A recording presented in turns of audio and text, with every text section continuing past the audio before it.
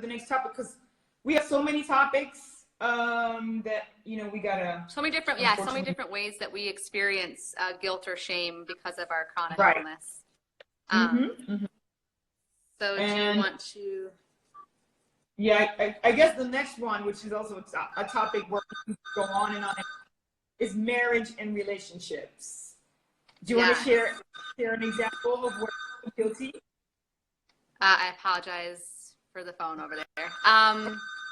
Just with my marriage, I think sometimes in relationships, if you're not married, just friendships and stuff, I think it's hard for us to remember because we're so heavily in it.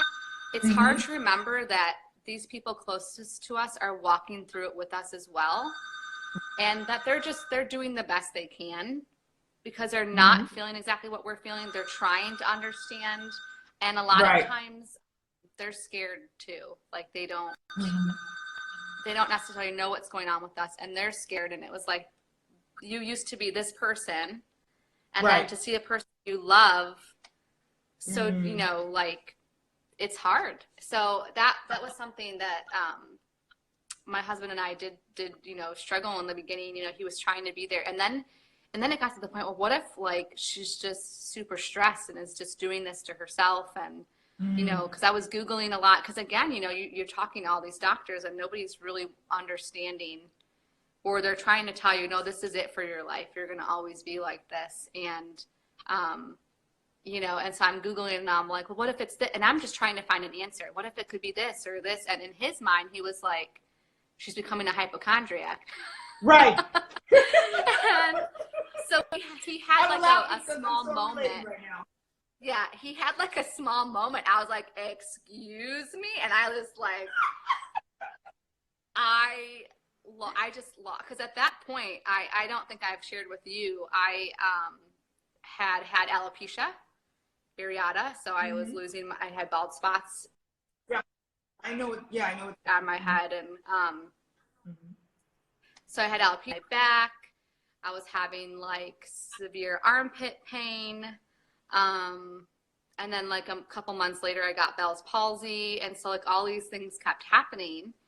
And on top of all the symptoms that I have of the chronic, persistent, dizziness and the constant migraines and all that. And so, I was a hot mess. And I was trying to process it all because one minute I'm healthy, constantly in the gym, eating healthy meals, wearing 50 hats, to I can't do anything.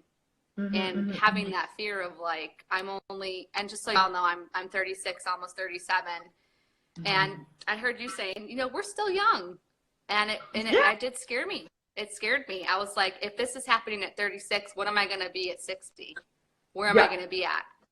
And I kept letting my mind go into that dark place, and that's not me. I was never a quitter, all that stuff. And so that was hard for my spouse. I have to remember that he's been very strong, but he had a weak moment and just was like, I need to stop Googling, you're becoming a hypochondriac. And I was like, oh no, you didn't, and it was just a necessary moment for us, cause I did. It was kind of stop,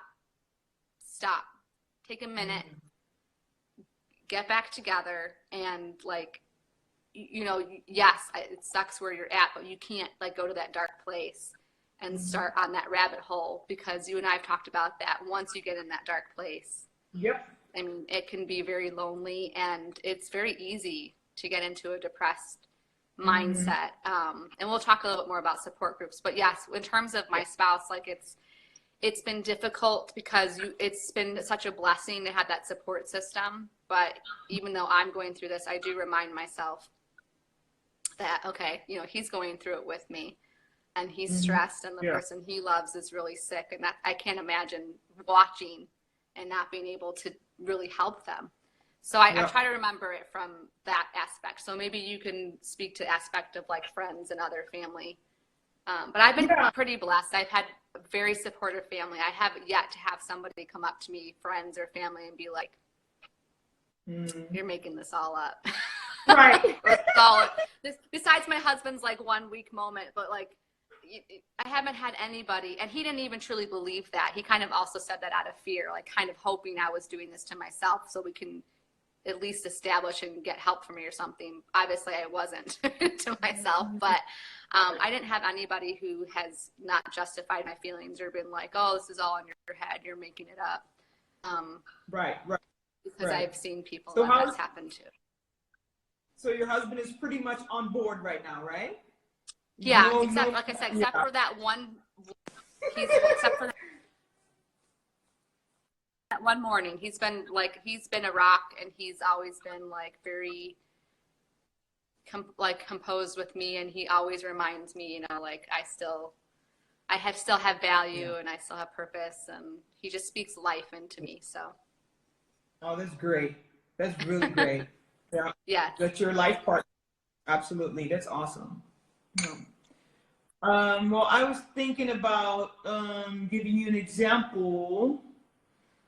Well, the way I feel guilty, because we're talking about how you struggle with guilt due to your illness. The way I feel guilty towards my family members is that I can't really, because I know they're worried, but they don't know how much they should worry, because they do see me walking around like nothing's going on. And most of the times, I am hiding that I am super tired. So once again, it's the same mask that I'm using with my daughter, because my illness, it fluctuates, flares fluctuates. So I'm afraid that, you know, last week they saw me all happy, and then the next week when I have a flare, I can't do the same things I did last week. So people are gonna start doubting, like, what's going on here? Like, you know, last week you were okay, and now you're like this. So I try to keep it neutral by just keep on the mask. And it makes me feel guilty, because in the end, they really want to know how I'm really doing. And they're really doing their best to understand what I'm doing, but I still keep up the front, because I don't want them to feel, I don't want them to worry too much. And you don't want their pity either. No, that either. But I'm happy that they don't do that. Even though I also appreciate it when they do offer help. I appreciate it, but I should ask for help more. I should ask for help more. And I know my sister. When you're a strong, independent woman, that help is hard to ask for. Well, I asked you to do this live with me. That's a big step. And I appreciate you. I really do appreciate you with me. I find it's funny when somebody asks that's close to you and they know, how are you doing today? And I'm like, I don't want to keep being Debbie Downer and being like, same old. Yes, yes, exactly. So I don't know about any of you guys, but if anybody else struggles with how to answer that question, because it's like every day I don't feel good. But in the, you know, so I just try to be like, you know, today's a good day or something. But I'm like you, I'll put that mask on. Oh, you know, today's not that bad. I'm wearing my ice hat, and I'm like, today's not that bad. Honestly, I'm contemplating getting an ice hat too, Laura. Because I have migraines at least once a month, and it takes like 3 days, and it's driving me nuts. Well, you know it better than I do, how that goes. But we actually watch. Pardon? I get them weekly, so it was like a good investment. I actually saw somebody post about it on social media. I follow Actively Autoimmune or something like that. I can link her in the comments later, but that's who I was wearing. Yeah, I'm following her too. We actually need to watch the time, because I